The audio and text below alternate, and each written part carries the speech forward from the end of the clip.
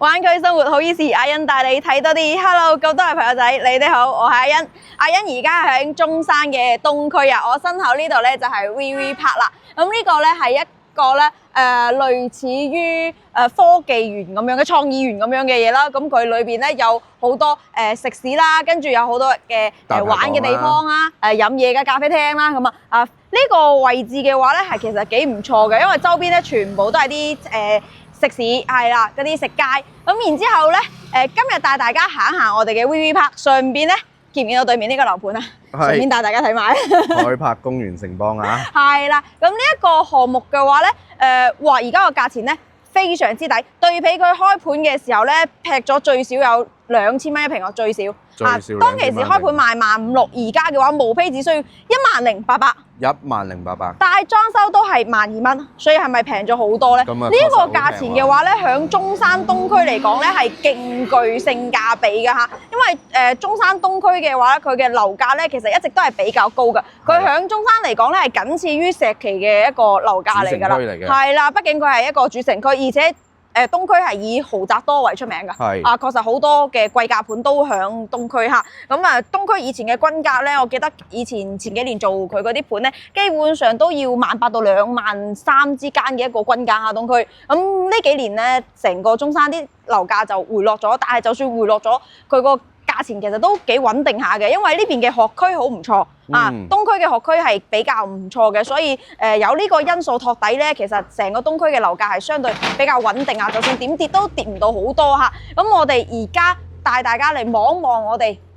呢個 VV Park， 睇一睇下。呢間之前我哋咪食過咯，超正谷啊！呢個好食啊，好貴咁我哋仲有一間慶豐魚咧，佢係正豐魚嘅呢個翻版，我都覺得係啦，即係佢兩個係比較相似嘅，食魚嘅。呢度有一間小滿記，咁然之後咧，周邊咧仲有其實係有啲玩嘅，有6層高，係啦。我哋嗱，而家你睇下去，如果係去打台球，我哋就去3樓，2樓係文創空間，1樓係食嘢嘅，跟住咧5樓咧係簡餐啊，同埋嗰間谷嘅。喺谷嗰度食完飯咧，再喺呢度旁邊飲杯咖啡，真係好正啊，好嘆啊！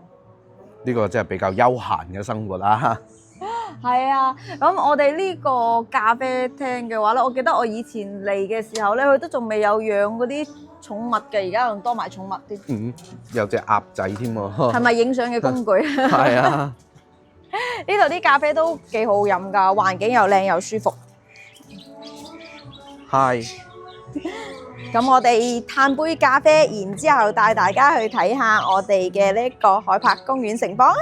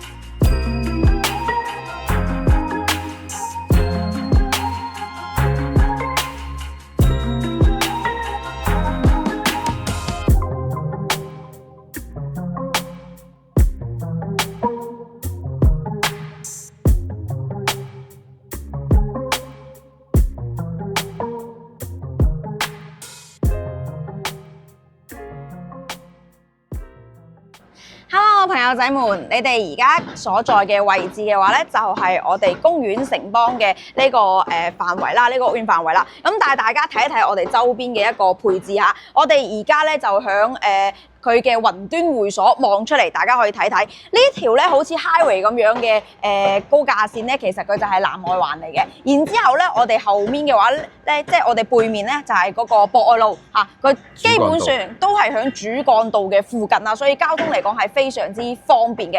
咁我哋東區嘅話咧，佢嘅配置其實係好齊全嘅，因為東區嘅話佢係成個咧中山嚟講啦，除咗石岐之外啦，佢嘅配置係最齊全，並且咧樓價咧係僅次於石岐嘅一個區域嚟㗎，樓價係非常之堅挺嘅，好似你而家見到嘅一大片嗰啲屋苑咁樣啦，呢邊嘅基本上都係中山嘅豪宅區域嚟㗎啦嚇。我哋東區以前嘅樓價咧，大約係2萬蚊左右嘅一個均價，18,000至2萬，係非常堅挺，未降價之前啊。咁而家大家都知道呢幾年嘅話咧，中山嘅樓價咧都係有下降嘅。咁下降完之後咧，其實我哋東區嘅樓價都依然係非常之堅挺，大約係響15,000蚊左右嘅呢個均界線裏面啦嚇，係非常之堅挺嘅一個地段嚟嘅。咁東區嘅話，佢嘅配置咧係比較齊全嘅。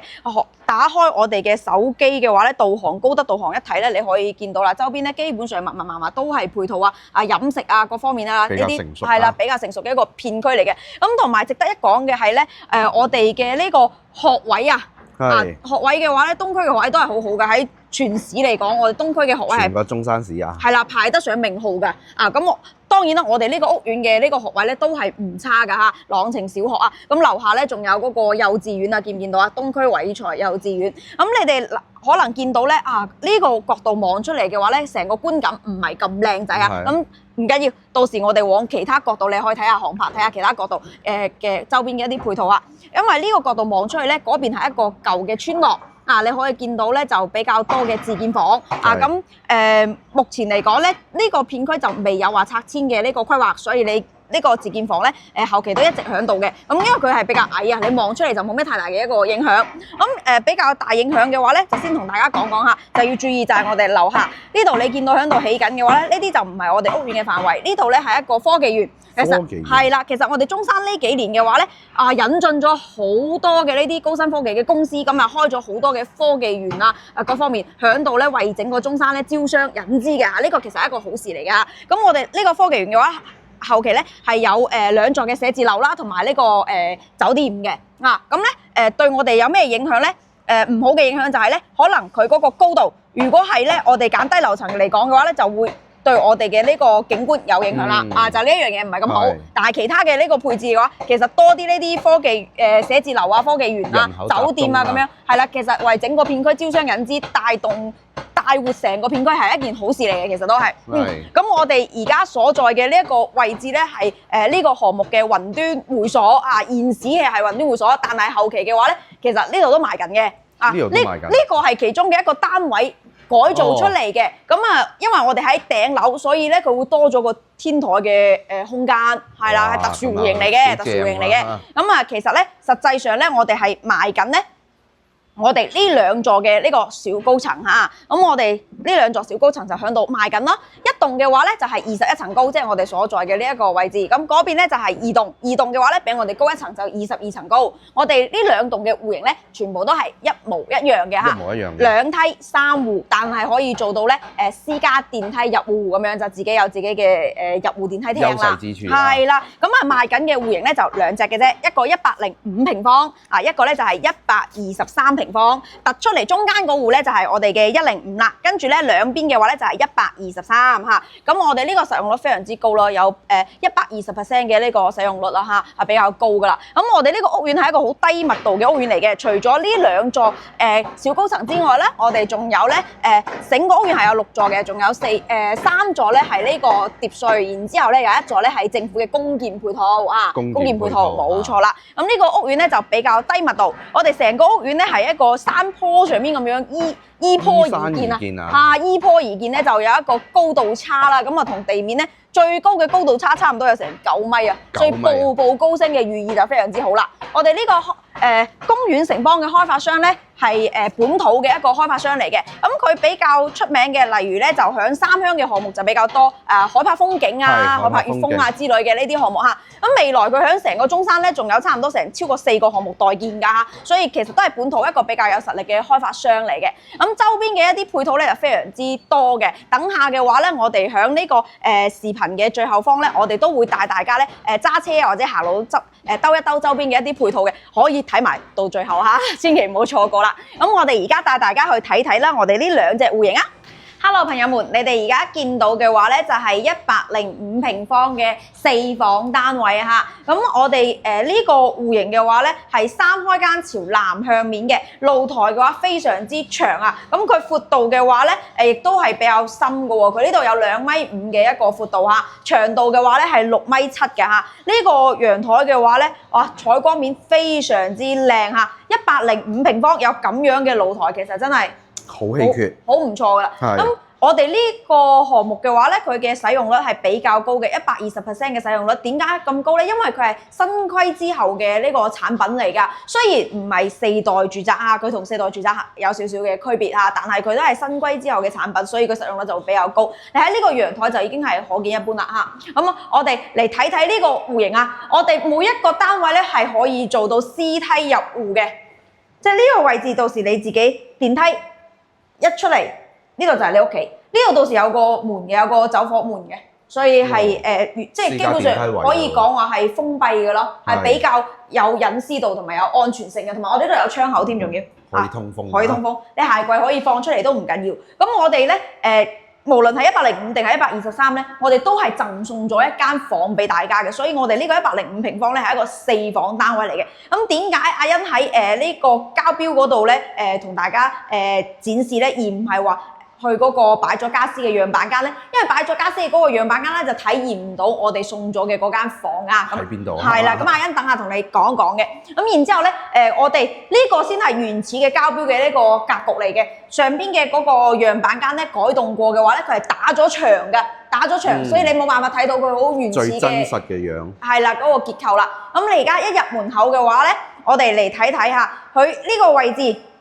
呢邊係我哋嘅餐廳部分啦，咁我哋成間屋送嘅面積都比較多，送咗好多嘅不計面積嘅嗰啲飄窗位置打咗㗎嚇。咁我哋啲房間咧基本係啲落地窗嚟嘅，所以送嘅面積就比較多啦。呢邊係餐廳，呢邊咧就係我哋嘅客廳，然之後推出去就係陽台。當然你可以好似我哋嘅放咗家私嘅樣板間一樣咧，就封咗佢窗啊，推出去封窗，你個廳位就會更加大啦。係啦，咁呢啲牆體嘅位置係全部可以打嘅。我哋嗰個樣板間嘅話咧，就係將呢啲就打晒啦，打晒。然之後咧，將呢度推咗出去之後咧，我哋嘅房間咧就改動咗個門喺嗰邊啊，所以就顯得呢啲空間就會更大，即係顯到個廳位嘅話咧就會深度咧就會更加深一啲嘅，闊度又闊咗嚇。咁主要係改動過嘅原因啦。咁當然有啲朋友仔其實咧就會中意比較規整傳統少少嘅廳位，咁就可以唔好改啦。因為改咗之後咧，你個廳位係一個不規則嘅一個形狀嚟嘅嚇，不規則嘅。我哋入到嚟睇完個廳之後咧，睇睇我哋啲功能區嚇。呢邊係廚房，呢個係一個 L 型嘅廚房嚟嘅。呢個位置預留咗我哋雙開冰箱嘅一個預留位，所以你可以睇下，其實我哋嘅廚房都唔算細嘅。同埋咧，我哋其實係雙露台嘅配置嚟嘅喎。呢度有個生活露台，呢個生活露台咧係送咗一半嘅面積俾到大家嘅。咁呢個位置其實係足夠擺到咧洗衣機同埋烘乾機㗎啦。佢105有個咁大嘅廚房，好好㗎咯喎。係，其實廚房唔算細嘅。咁我哋嚟睇睇啲房間啊。呢邊咧係主人房，主人房係單獨喺一邊，喺電視背景牆後面咯。佢係一個套房嚟嘅。咁其實我覺得有啲美中不足係乜嘢咧？就係佢嗰個淋浴區咧，佢唔設嗰個推拉門，唔設門啊，冇玻璃門。呢個係我感到比較奇怪嘅地方啊。雖然佢個價錢咧確實而家係好平啊嚇，咁但係嘅話咧，整多個玻璃門都唔使幾錢嘅，唔使慳呢度啊嘛。比較舊式少少嘅設計啊。咁我哋嚟睇下呢個房間啊，呢個位置係送嘅啊，呢個位置係送嘅，我哋睇下。哦，好似示範單位係推咗出去咁啊嚇。推咗，你個房咪更大咯。係。因為佢全封窗啊。個全封裝，所以就無論係廳同個房嘅面積都增大咗。咁我哋嗰個創意示範嘅時候咧，呢度係打咗就變成咗嗰啲功能區打晒，但實際上人哋係一間房間嚟嘅，房間嘅門喺呢個位置，你睇下，佢都有送嘅面積嘅，係啦。呢邊就最主要係望翻樓景為主咯，城市景啦。冇錯。咁然之後嚟睇下，嗱佢就喺呢度咧。哦，係喎。全部佢都唔送嗰個門啊，呢個就需要自己整。自己整咯，係啦。呢個就欠缺少少啦。你哋而家見到嘅就係我哋嘅膠標嚟㗎啦。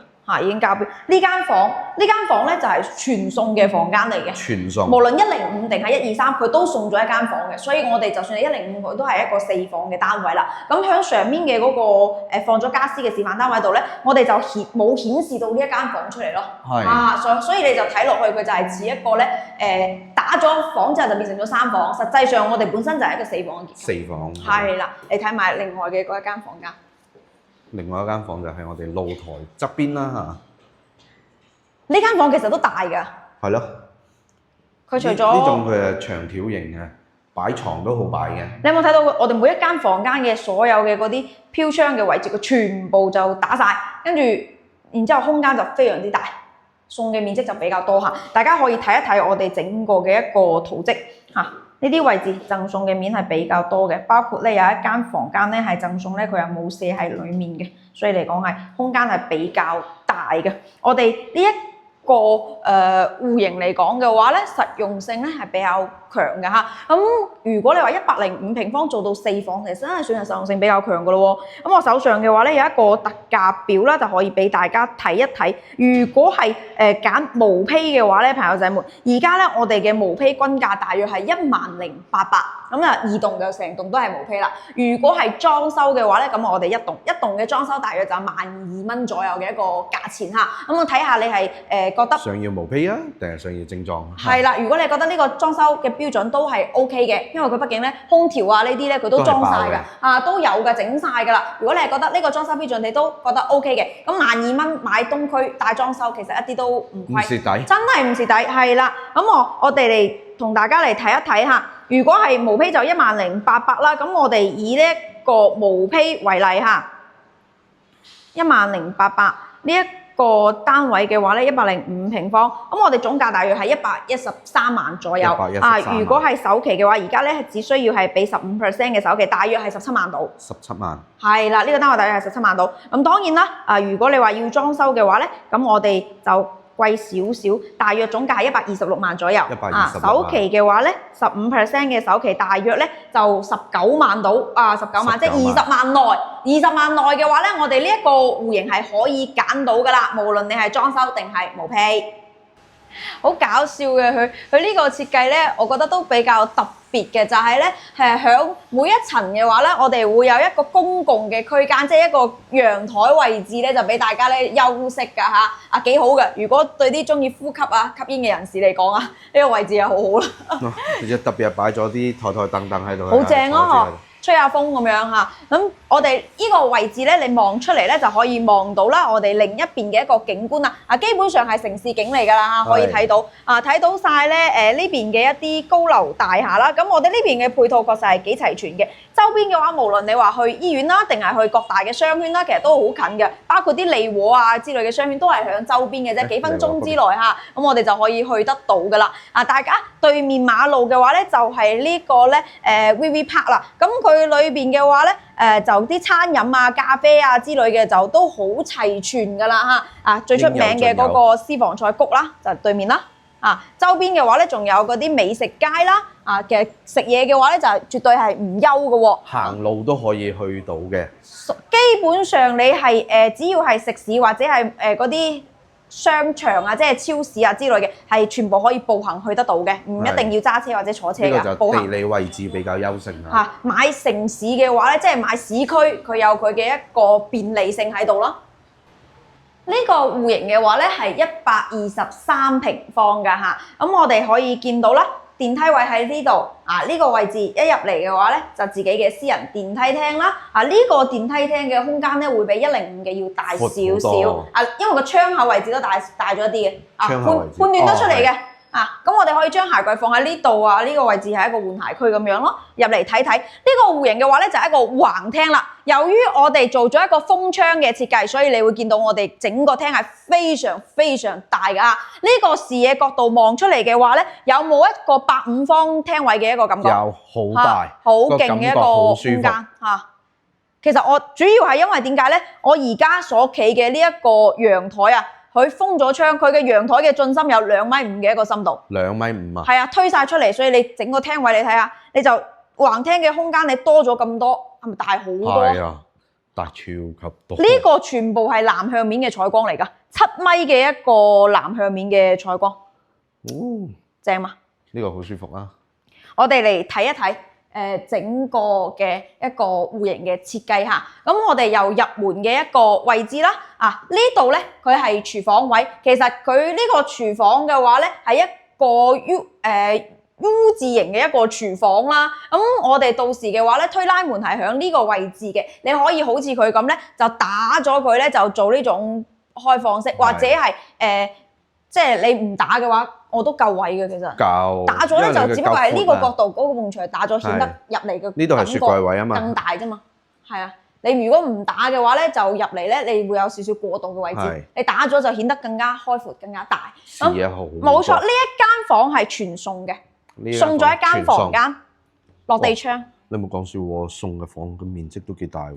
係啊，空間好大下㗎。你而家就算係佢而家擺嘅係呢啲米半床嚟嘅。你就算擺大少少，佢仲有咁闊嘅空間俾你。落地窗喎，我中意啊！4房單位，非常之充足嚇。4房，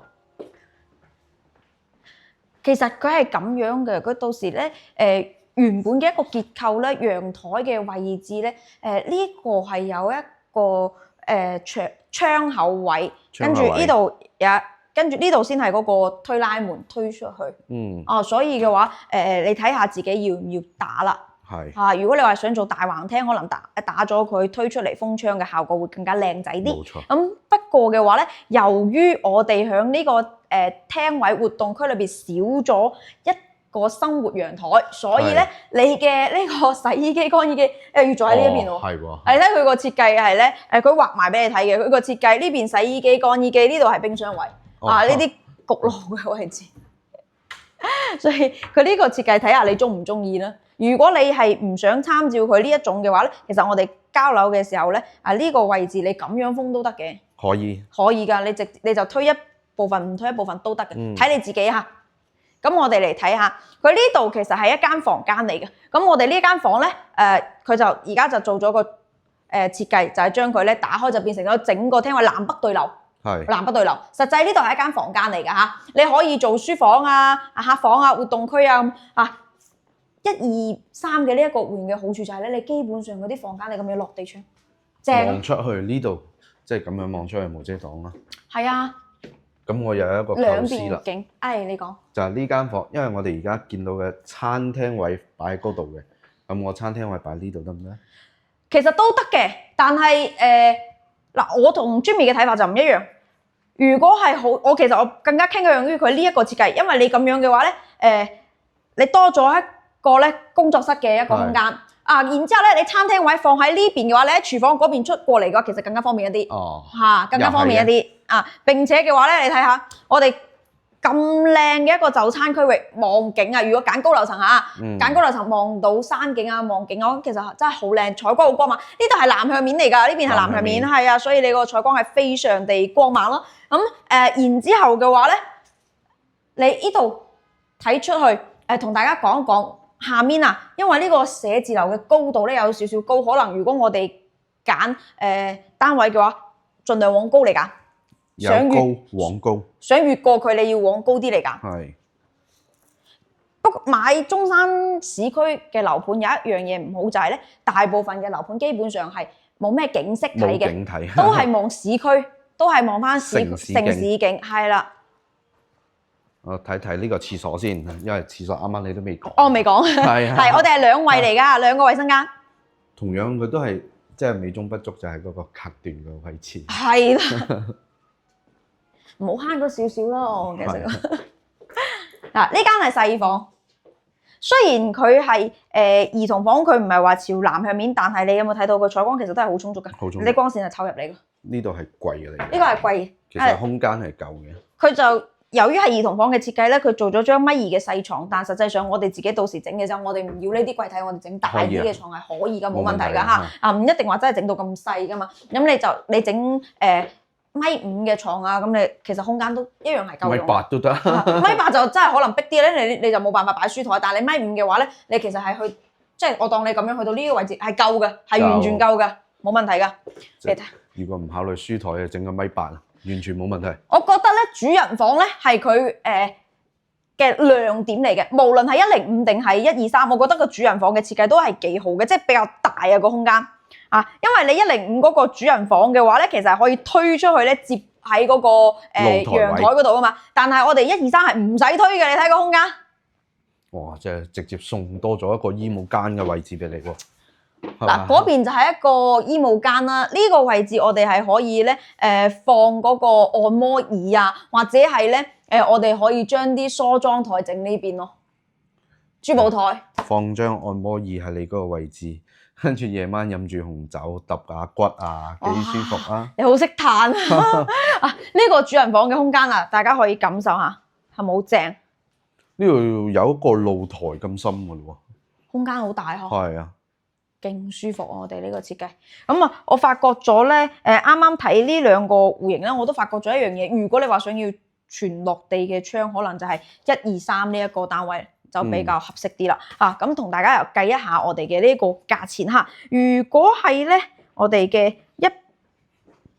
毛坯108,000，呢個係123。總價嘅話咧，就大約去到132萬。132。係啦，咁我哋嘅首付款嘅話咧，大約係20萬。20萬，係啦。即係同105嘅精裝差唔多啊！咁然之後咧，如果係我哋係帶裝修嘅情況下咧，總價係147萬6。140。我按12,000嘅一個價錢嚟計嘅，呢個係一個均價嚇。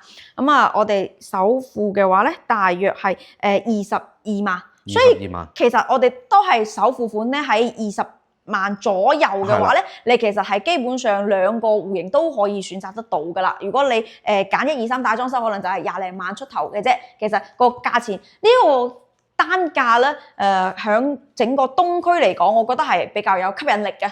即係算係比較有吸引力嘅，性價比高。性價比係比較高㗎嚇。咁周邊嘅配套亦都係好完善嘅。咁既然都講到配套啦，啱先阿欣都講咗，喺我哋視頻最後方咧，都會帶大家咧兜一兜周邊嘅配套嘅。好啦，跟我出發啦，走！我哋而家咧就喺呢個停車場揸咗出嚟。咁見唔見到呢一個 VV Park 啊？呢一個咁我哋沿住呢個周邊兜一兜，帶大家睇一睇佢周邊嘅一個情況啊！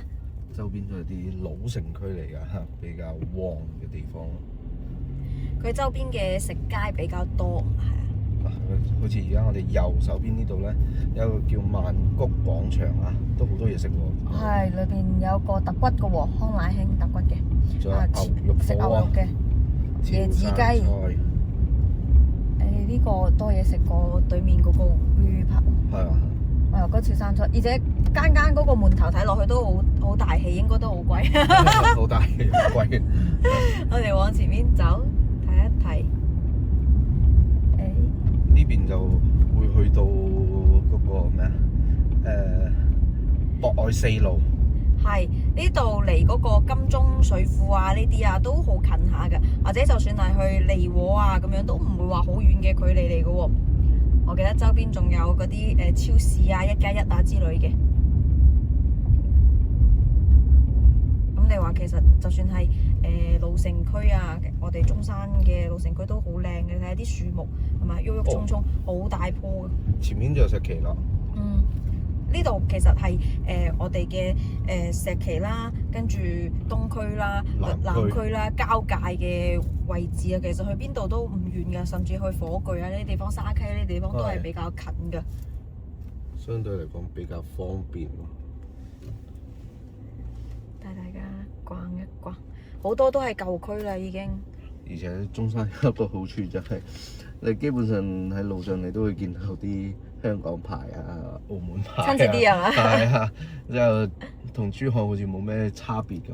但係有一樣嘢就係中山講嘅粵語係會比較多人講嘅，係咪？因為中山嘅人口比較多，有成差唔多400幾萬嘅一個人口，咁而且嘅話咧，大部分都係咧本地嘅呢個居住群體嚟嘅，即係外地人嘅嗰個比例嘅話咧，同本地人對比咧，係本地人反而會多啲嘅，所以講粵語嘅嗰個人群咧就多啦嘛，基數大啊。即係溝通方面咧，就完全冇問題嘅，因為有好多都係講石岐本地話嘅嘛。石岐話，係我都識少少咁多。呢度無論你係去石岐食嘢又好啦，或者係去沙溪食嘢又好啦，都近。沙溪多嘢食啊！啊，沙溪食牛肉，牛肉正啊！正啊！然之後石岐嘅話食乳鴿，哇，勁正！咁呢兩日有冇睇嗰個打波啊？中山贏咗廣州，聽講全中山乳鴿打6折啊！粵 BA 啊嘛！我哋而家過個馬路，兜一兜周邊先。你前面就已經係嗰個利和啦，啊，嗰度係嗰個利和中心，嗰個金融中心啊嘛，嗰個高嗰個棟。可能我哋如果去利和就打個滴滴啦，係都比較方便嘅。利和跟住就去到嗰邊嘅鳳園街。呢邊有個球館啊，中意打波嘅朋友係啦，可以喺度打下波啊！呢個館啊。咁如果話咧想坐車翻去香港嘅朋友仔咧，其實我哋呢度去博覽中心嘅話咧，都唔係話好遠嘅。我哋喺博覽中心嗰邊咧，就坐車翻去我哋嘅香港、深圳啊嗰啲地方都得。或者嘅話咧，我哋可以去嗰個金鷹嗰邊嘅萬文匯嗰度啊，嗰度都可以坐車翻到去㗎嚇。都有另外一個方式嘅，就係因為我哋呢度去我哋嘅雨陽天柱係比較近嘅，啊雨陽天柱嗰邊都可以坐車，咁我哋都可以喺嗰邊坐嘅。咁你就唔需要話即係有多方面可以翻到香港啦，呢個都係一個好處嚟嘅。我哋而家去利和嘅話咧，哇，只需要1分鐘喎，喺度兜入去就係，好近啊！咁我哋實際嚟講嘅話，揸咗5分鐘都左右，5分鐘左右就到啦。哇，算係好方便噶咯喎，已經。因為你利和以前係成個中山最旺商業最多人嘅一個地方嚟。係，你好似呢啲食劇啊、下午茶啊、打邊爐啊呢啲好多。好多嘢食啊！跟住我哋前面紅綠燈嗰度咧，過咗紅綠燈之後，我哋之前都介紹過一間家庭式嘅私房菜。哦，諗起啦，中山好嘢食太多啦。係啦，就係我哋前面有。呢度就係利和廣場嘅東門啦，啊東門。咁我哋如果呢度揸過嚟，足足就係5分鐘嘅時間。5分鐘，非常之近咯。咁除咗去利和之外咧，你周邊嘅話咧，步行咧喺其他嘅嗰個方向走嘅話，都可以去到一啲嘅美食街㗎嚇。咁大家都可以試下。呢條我哋入緊去。我有印象啦，就係嗰度食嘅嗰個好好食嘅嗰個私房菜，跟住仲有好多咖啡可以飲嘅地方啊！嗱，呢啲全部都係飲咖啡啊嗰啲啊。村民自己改食嘢嘅。就係呢度。呢度食嘢嘅呢一間鳳年就係呢度鳳年，就係呢間。好，咁喺嗰度過嚟大概就係6分鐘。6分鐘先。算係比較方便噶咯喎。係。跟住就由呢度開始轉入去咧，就全部都係呢啲餐廳啦。廣嗰邊呢間度整到。呢度封咗咯。我哋兜一兜，基本大家對呢度都有一個了解啦。大概嘅。係啊，咁多位朋友仔，咁我哋今集咧同大家介紹嘅呢個海柏啦公園城邦就介紹到呢度啦。如果大家對我哋中山嘅樓盤感興趣嘅話咧，歡迎你隨時聯繫阿欣我，阿欣可以帶你咧行下周邊了解下，同埋帶你去深入了解我哋嘅樓盤嘅。感興趣歡迎隨時聯繫我啊！拜拜。